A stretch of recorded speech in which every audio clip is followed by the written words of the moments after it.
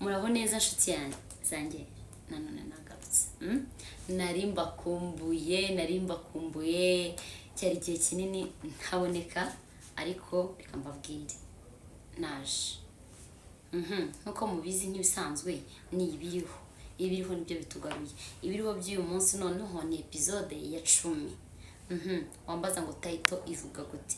Title iravuga ngo ukuri iso ataguhaye part 3. Nimba mwibuka neza twakoze part 1 dukora ibiriho iso takubwiye part 2 ubu ngubu mbazaniye part 3. Part 3 reka twumve ibyo part 3 iri kuduteganyiriza. Ibiriho iso atakubwiye, abatarabashije kumva ibiriho byatambutse basubirayo bakagenda kanza bakabireba, then bakaza kugaruka bakareba ibiriho iso atakubwiye part 3 noneho bakagendana natwe tukagendana twese kugira ngo usobanukirwe.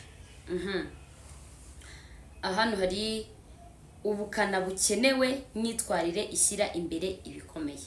Ubukana bukenewe imyitwarire ugomba gushyira imbere ikomeye mu buzima bwawe. Hari igihe ugomba kuba ukomeye wanze ukunze ari igihe ugomba kuba ukomeye. Simvuga kuba umugome cyangwa se guhinduka inyamaswa, ahubwo ni ukwemera gukora ibikenewe. Kuvuga gukomera nkubwiye nabo nkubwiye ngo ubu umugome cyangwa se inyamaswa, oya, ahubwo hitamo gukomera mu myanzuro yawe, ubuzima bwawe ubuhe icyerekezo gikwiriye.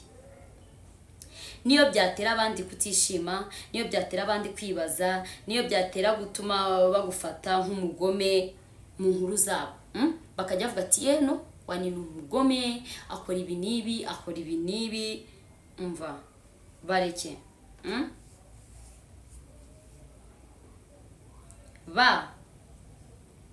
Abantu benshi bahungira kure mu buzima bwabo bwose, kuko bashaka, abantu bose babihungira kure mu buzima bwabo bwose kuko abantu barashaka gukundwa, gushimwa no kwigaragaza ku bantu neza. Niko abantu tumeze, dushaka gukundwa, dushaka kwigaragaza imbere y'abantu neza, dushaka badukunde. Bavuga yego aho bakagobye kuvuga hoya, uri wa muntu ahariho hose uvuga yego, ntabwo uzi kuvuga oya. N'ahandi bidashoboka, na wa muntu ukubona yakugoye, na bya bindi ukubona bikugoye udashoboye, ntushobora kuvuga hoya, kubera ushaka gukundwa, ushaka kugira umuntu mwiza, ushaka bagukunde, bigatuma ufata imyanzuro idakwiriye. Baguma mu bibatakariza igihe aho gushiraho imbibi. Nundi kubwira bishobora kubabaza abandi bagahagarika. Okay, munyihanganire. Bishobora kubabaza abandi bagahagarika inzozi zabo kugira ngo bagumane amahoro. Ni ukuvuga ngo we ugahagarika decisions zawe, ahubwo ugakora ibyo abandi bantu bashaka, ukarinda unahagarika inzozi zawe kugira ngo utabangamira abandi, aho kugira ngo urebe inyungu zigufitiye akamaro. Reka nkubwire ukuri, ibyo si ubugwaneza, ntabwo ari ubugwaneza pe. Guhagarika inzozi zawe ngo ugurunezeza abandi, ngo uri kugira ngo bagukunde, nimba kubwira ati no biriya bikora urabikoze kubera ubanezeze, ugahagarika wowe wanyawe ukarwana no kushimisha abandi, ibyo ngibyo ntabwo ari ubugwaneza. Reka twumve icyari cyo. Nta nubwo ari impuhwe, ni intege nke zihishe mu isura y'indangagaciro n'ukwisenya ubwawe.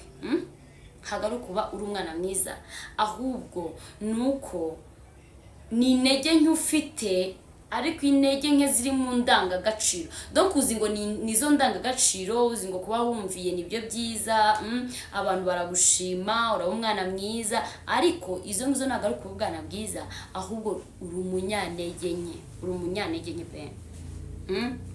Dore ibyo ugomba gukora guhera aka kanya, ibyo tugomba gukora guhera aka kanya kugira ngo tureke kuba abanyantege nke, tube batwe ubwacu, tumenye ibyo dukeneye.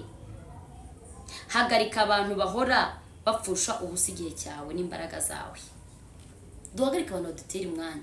Umuntu udafite icyo aje kugura mu buzima bwawe, mureke pe. Umuntu utakujyanye muri diri ifatika y'amafaranga cyangwa se mukunguka ikindi kintu, wenda se ashobora gushaka ari umuntu muhuriye muri siporo n'ubuzima, ashobora ari ibindi bintu bibahuje ariko bifite icyo byongera mu buzima bwawe. Ibitari ibyo hagarika.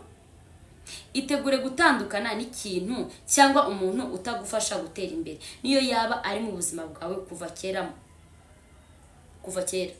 mukuremo rwose uwo muntu kuko ni impungu, azica ubuzima bwawe bwose. Umuntu utagufasha gutera imbere, umuntu ugufasha gutera inyuma gusa, akujyana byacitse byabaye mugahura muri show. Uwo muntu nimba ushaka gutera imbere, ushaka kumenya icyo ushaka kuba cyo mu buzima, uwo muntu mureke pe, mwongere kure.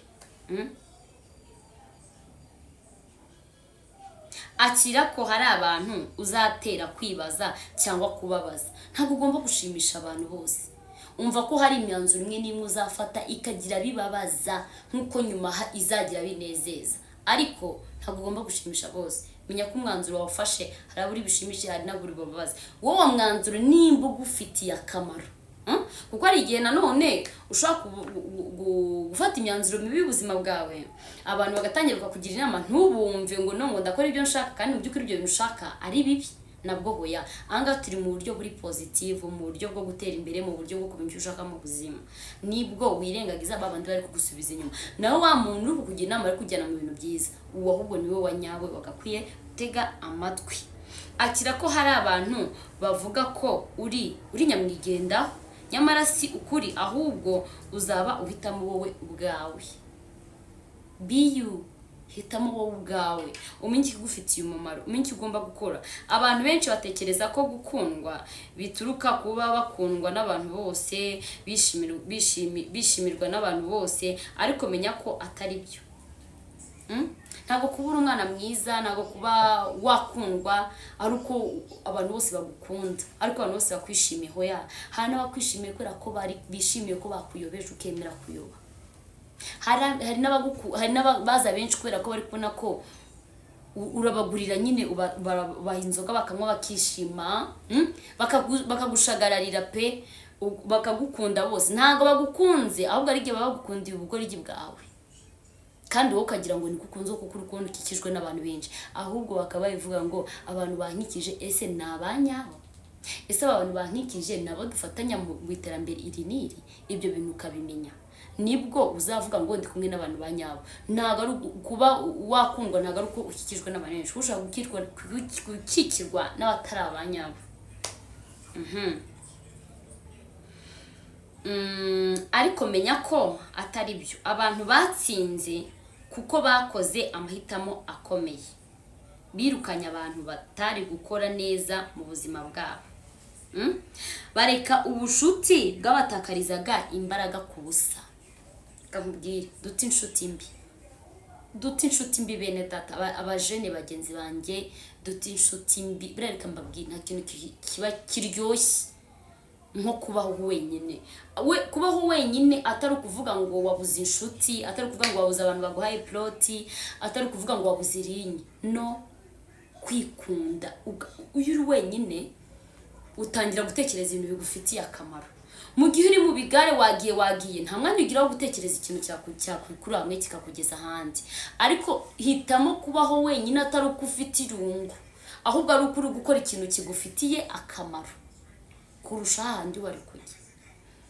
Tuvuge ndicaye hano ndi kubabwira ibiriho, nari kwenda nagiye muri show, nagiye kwibyinira cyangwa ibindi nyine n'abashuti, ariko aka kanya ndicaye ndi kubaha content, sibyo? Ndi kubahereza ibiriho. Ibyo ngibyo nuko ndi njyenyine, nuko nagize umwanya wo gutekereza ngo mbahereze ibiriho. So kuba wenyine rero ari biyo purpose, uri kwihugira utekereza ati niki nakora, bigufasha kuruta kujya mu nshuti mbi, kandi za nshuti mbi ugira ibibazo ukabona ko ntazo wari ufite.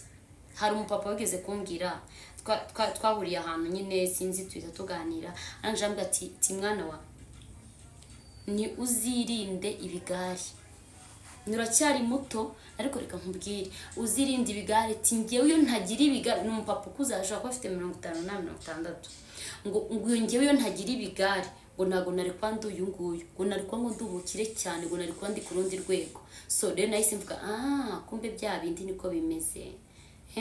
Nanjye noneho mba ndakonfirmiyo ndavuga ati ibigare tubireke. Bavuga oya kubashaka ko bareka inzozi zabo. Menya kuvuga hoya, menya kumenya umuntu ugiye kukuyobya uvuge ati no ngiye ntago mari.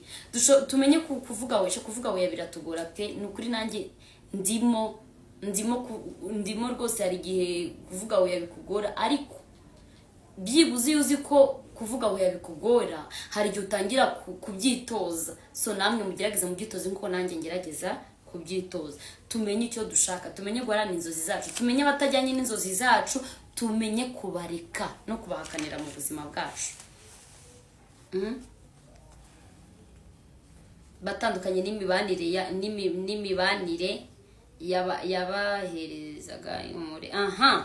Tandukana n'imibanire iguhereza ihumure ariko ntireke batera imbere. Hari umuntu urakubwira ngo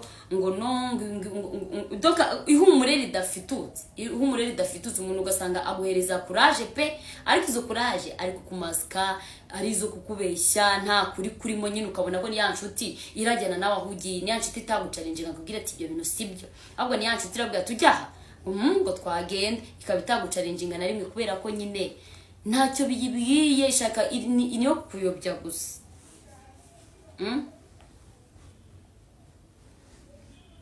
Reka gusaba imbabazi mu byemezo byawe.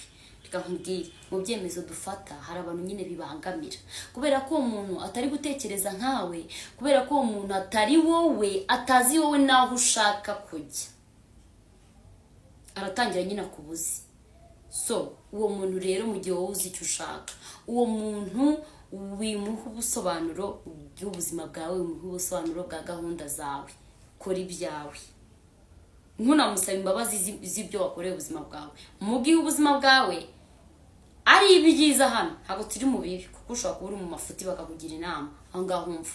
Ahubwo mu gihe wowe uzi kuri gucesinga iterambere ryawe, ntabwo ufite kwiexcuse ku bantu.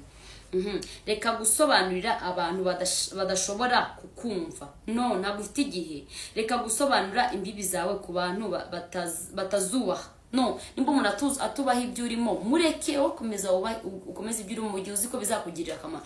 Kuko icyo gihe nuba uri mu bintu bibi bikakubera bibi, n'ingaruka zabizaba mbi, bazavuga twaramubwiye. Ariko hanga ikitonderwa, nuba uri mu bintu byiza, bo bazagira bavuge usiko bya bintu byakoze umuti, reka nkubwire bazigarura utababwiye ngo baze, kubera ko bazabona umusanuro w'ibyo warimo.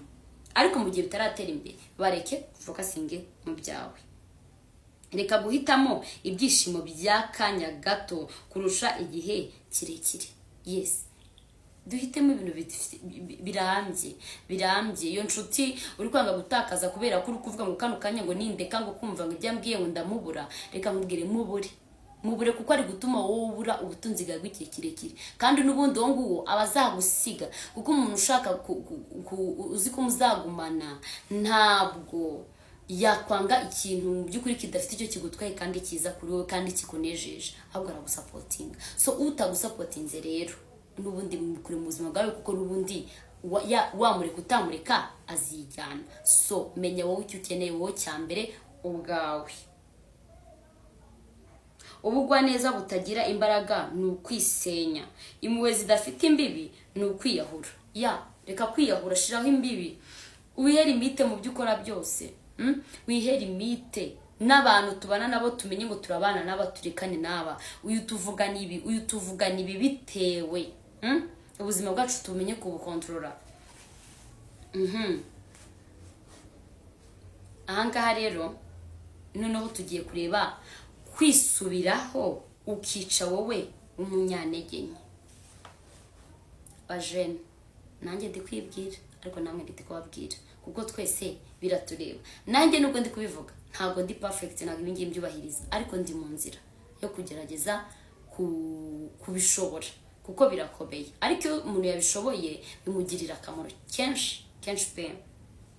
Wowe wakundaga gushimisha abantu bose, wowe wakundaga gushaka kwemerwa, ushaka ngo bakwemere, never.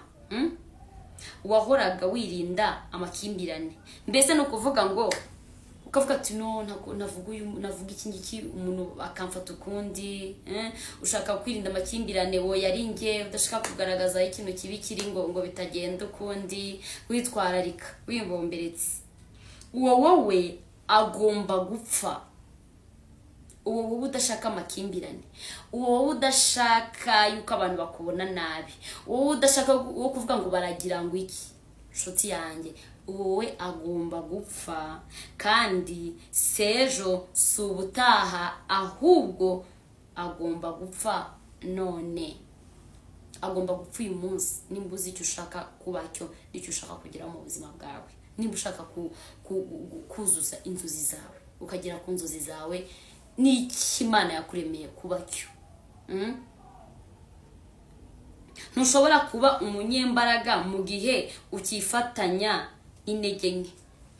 Ukiri mu ntege nke ntushaka kuba umunyembaraga guteze.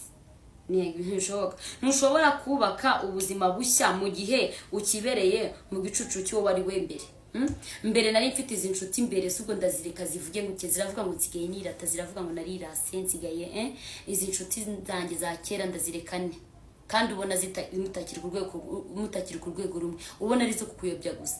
Ntabwo ugomba kuvuga ngo ibi nibi cyangwa kuvuga ngo nakoze nk'amafuti kera, ngo ubuse ngo nakoze nk'amafuti kera ubu ngubu ngo nakora ibi, ngo kera ngo bamfataga gutya. Kandi nimba wari we kera, ubu warahindutse uburundi muntu, ubu uri we aka kanya. Witekereza ngo nari we kera ejo.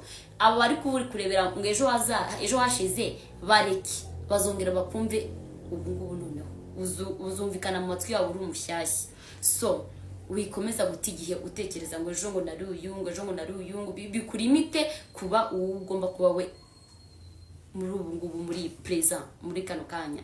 No, be you. Ejo hashize ntihakarimite rwose, kuko umuntu arahinduka. Umuntu arahinduka rwose.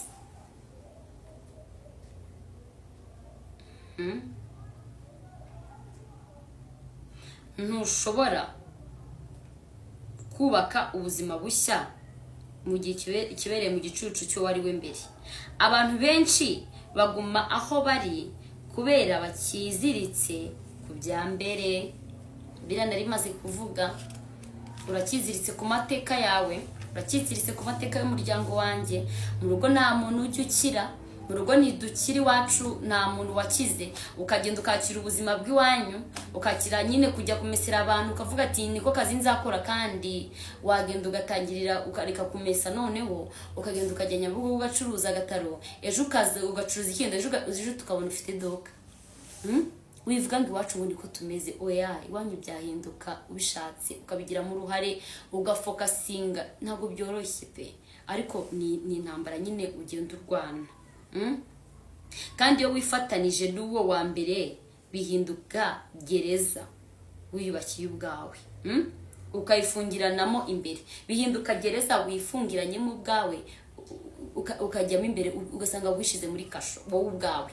Wumva nimba wumvishe ko ibintu bidashoboka, reka mubye nimba wowe wumvishe ko ibintu bidashoboka ukamara ibintu ntibishoboka, cyane ubundi ntibizashoboka. Nyine ubwo wamaze kubemeza ko bitazashoboka. Ikintu ushaka ko gishoboka ubanze no gushira mu mutwe wawe ko iki kintu kirashoboka. Niyo bamaze kwishiramo ngo ikintu kirashoboka, kiba cyashobotse. Giye niko nteye.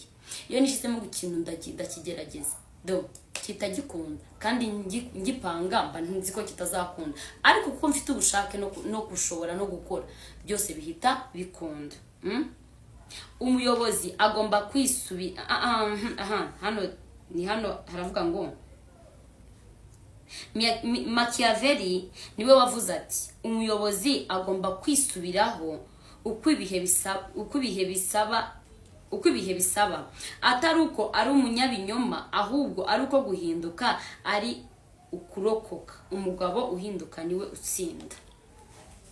Hinduka. Ushaka kuguma mu bintu bimwe, nta routine, no. Ubuzima nta formule bugira, ubuzima burahinduka. Niwemera kubuhindura buzahinduka. Niwemera kuguma hamwe ukavuga ati yes ni ibi ngibi, uzabope ntabwo bizahinduka. Dore wowe ugomba gupfa uyu munsi. Hari wowe ugomba kureka ibyashize ukajya mu noneho mu bishyashya. Ugomba kwanga ibyo bya kera, ugomba kwanga akamenyero. ugahitamo kurema noneho ibishya. Reka turebe noneho ibyo twareberaho noneho tukahindura ibindi bishya mu buzima bwacu. Dore wowe ugomba gupfa uyu munsi, ugasiga ibya kera inyuma, ugasiga inshuti mbi inyuma, ugasiga ibikuziritse inyuma, ukinjira wowe wa mbere, wowe ushaka kugera ku cyo ushaka, wowe ushaka gukomeza inzozi zawe no kuziharanira, ukazicesinga paka uzigezeho. wowe uvuga yego ku bantu bose, mwice umusimbuze uzi ko buri yego ku bandi ari oya kuri wowe. Menya ko nimba uvuze ngo yego ku bantu bose uri kwiyangiririza, ndi kwiyangiririza. Nimba ntazi kuvuga oya ku kintu mu by'ukuri kitari kizima, kitagikwiriye, ntakwiriye gukora, nkavuga ngo yego ninjye wiyisha ubwanjye, nkashira inyungu mu bandi nshize imbere. wowe utinya gucirirwa urubanza, mwice umusimbuze uzi ko ibitekerezo by'abandi atari inshingano zawe. Ahangaha kuba umuntu afite ibitekerezo bye si ngombwa ngo nawe bibyawe. Nawe ufite ibitekerezo byawe, nawe ufite icyo ushaka kugeraho, nawe ufite mu mutwe hawe ibitekerezo by'undi. Nimba wowe bitagushyira mu nyungu zawe, murekere ibitekerezo bye, ushire imbere ibitekerezo byawe biri kujyana n'iki na future yawe, biri kujyana n'inzozi zawe, icyo ushaka kugeraho. wowe utegereza uruhushya, mwice umusimbuze uzi ko kwigenga ari byose. wowe wihanganira gusuzugurwa, mwice umusimbuze uzi ko kwiyubaha bidashidikanywaho.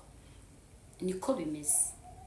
wowe uyoborwa n'amarangamutima, mwice umusimbuze uwumva byose ariko akagenzura byose.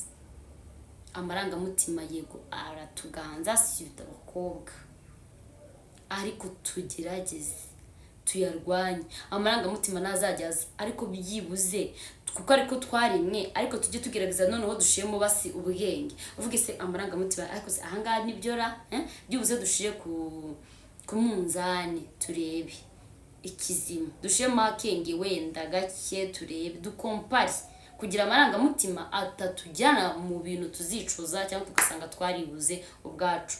Sirito abakobwa mu rukundo turabigira, ugasanga ukunda umuntu uhise wibura, amarangamutima arakujyanye, umuntu ahise gukura mu nzozi zawe. Waba ufite business ukayituyireka, waba ufite akazi kawe tukareka ngo ndakubujije. Arakubujije se? Arakubujije nubwo yaguhereza amafaranga erega ari gusimbura yayandi, ariko ahagaritse business yawe, ahagaritse intumbero yawe, ahubwo yaje akagushyigikira mukabishyira ku murongo. Nimba bitari biri ku murongo, nabishyire ku murongo, ariko areke kugira umuntu kugukura mu nzozi zawe nimba kuko agukunda. None se hano ikintu nakwibaza, none se nyuma yo kumva aya masomo ababyeyi bacu cyangwa abarezi bacu cyangwa papa wawe atakubwiye, ugiye kubigenza ute? Ugiye kubigenza ute? Urakomeza kuba usanzwe cyangwa urahinduka? Iki kibazo twese tukibaza. Urahitamo guhinduka, ukura inshuti zitari z'umumaro mu buzima bwawe, tureke kugendera mu bigare, ugire purpose y'ubuzima, ureke kuboneranwa. Abajeni ibigare biratwishe pe. Twagiye kunywa inzoga, twagiye he, ugasanga n'amafaranga wari ufite uyajyanyeyo, ukatuyajyanayo, kandi utwo dufaranga duke wari ufite wari kutwongeraho n'utundi bikakugirira ikintu kizima. Ahubwo dushize imbere kuvuga ngo baguhirize umukobwa mwiza, ariko uhora umeze utyo uri gusaba abantu. Wowe nta kintu wakwigurira, nta kintu wakwimarira, aho gushaka baguhe amayinite, baguhe telefone, bakugurira imyenda, baguhe. Wowe utatekereza ngo ngewe ndihe iki nkanjye. guhabwa ni byiza, twese dukunda guhabwa, dukunda n'abaduha, ariko guhabwa udafite wowe icyo wiha neva. Kandi ntabwo umuntu ahora guherika, nimba aguhaye umunsi akira ibyo aguhaye, ariko ejo ntabwo azaguha. Cyangwa se naramuka kwimye hari icyo mupfuye, wowe ntuzapfe, ntiwibure, it's okay, naguhe niduhabwe, ariko ube uriya muntu uri able ku buryo wa muntu nageraho akakwima utari bupfe, ari bukwima ariko ukaguma uhagaze, ari bukwima ariko ntuhungabane. Icyo kintu tugomba kugitekereza tukikunda kuri urwo rwego, ku buryo umuntu ahari sebye, umuntu araje ngo mwuzuzanye, ntagaje kukubeshaho, araje ngo umuhe ibyishimo, aguhe ibyishimo, ntabwo aje kuguhereza wowe icyo utiha, muhe aguhe, ariko wowe icyo utiha nawe uzakiguha. Ishime nabo bagushimisha, shimisha abandi n'abagushimisha, niko bimeze. Ahangaha noneho ikintu ugiye kuvuga, hano hari amagambo tugiye kuzirikana. Ntabwo uzakomeza kuba udashoboye kubera amateka yawe, uzakomeza kuba udashoboye niba wanze guhinduka. Tangira wige, wiyubake, ube umuntu mushya udashobora kugenzurwa.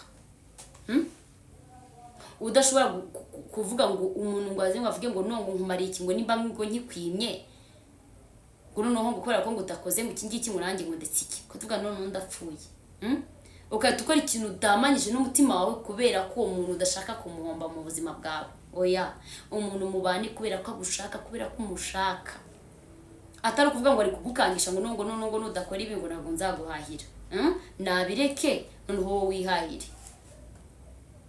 Ntukabane n'umuntu kubera ko ari kugutera ubwoba. Oya, izo nshuti udashaka kureka ngo nubwo nukora ibi ngibi ngo zirakureka, ari ibintu bigufitiye inyungu, ari ibintu byo gufasha mu ntumbero yawe mu cyo ushaka kugeraho, izo nshuti zikure mu buzima bwawe, izo nshuti zireke pe. Yari Wani, nk'ibisanzwe tugiye kujya tubana mu biriho buri munsi. Muzankunde nanjye mbakunde. Hanyuma abafite igitekerezo cyangwa inyunganizi mwabinyandikira muri comments, mukabimbwira, mukambwira ati Wani wakosora ibi, Wani nshaka uvuge kuri ibi, ushobora no kuma kuri topic runaka twavugaho, cyangwa se ukaba nawe ufite inkuru idasanzwe cyangwa se isanzwe ariko ushaka gusangiza abakunzi bibiriho, nzakwakira. Uzanyandikire kuri WhatsApp, then tuvugane, tupange, tuganire, dufashe abandi. Hano turi mu gikorwa cyo gufashanya. Ngewe uri kuvuga nagaruko nzi ibintu byinshi cyangwa nta n'ibyo nzi, ariko byibuze numva, kuko ntekereza ko mbishoboye, numva harabona afasha, numva hari abajene bafite confusion nk'iyo nanjye mfite cyangwa se nari mfite, ariko tukagenda byibuze hari abo bishobora gufasha, nari imeze uku, ubu ntangiye kumera uku, kuko nanjye narindi wiki pe, noneho ngiye amarangamutima yanjye yarakabije n'ubu, ariko byibuze ubu nsigaye niga kubimanaginga. Amarangamutima arenze, kwa kundi udashobora kubabaza umuntu, watungana n'umuntu ntusinzire, ibyo bintu ni intege nke, kuko hari igihe umuntu akwiyenzaho ku bushake akakubuza amahoro, noneho niwe waguteje ibibazo, ugasanga none nawe uhangayitse. Ntabwo ugomba guhangayika kubera ko umuntu ashaka guhangayika. Umuntu nimba ashaka kuguhangayikisha, wimwemerera guhangayika. Ishime. Umuntu nakorera ikintu kibi yabipanze, wimwereka ko icyo kintu kibi wakibonye. No, ba opposite. Ishime ikintu udafite icyo ukoraho, uziko cyakoze ikintu mvuga, umuntu mwiza bimfura pe. Ntubwire umuntu hohotera, ariko wowe washatse kuguhohotera umureke, kandi ntahungabanye ibyishimo byawe na gato. Hanyuma rero murakoze, ndabakunda, tubonane muri comment, munkunde. dusubire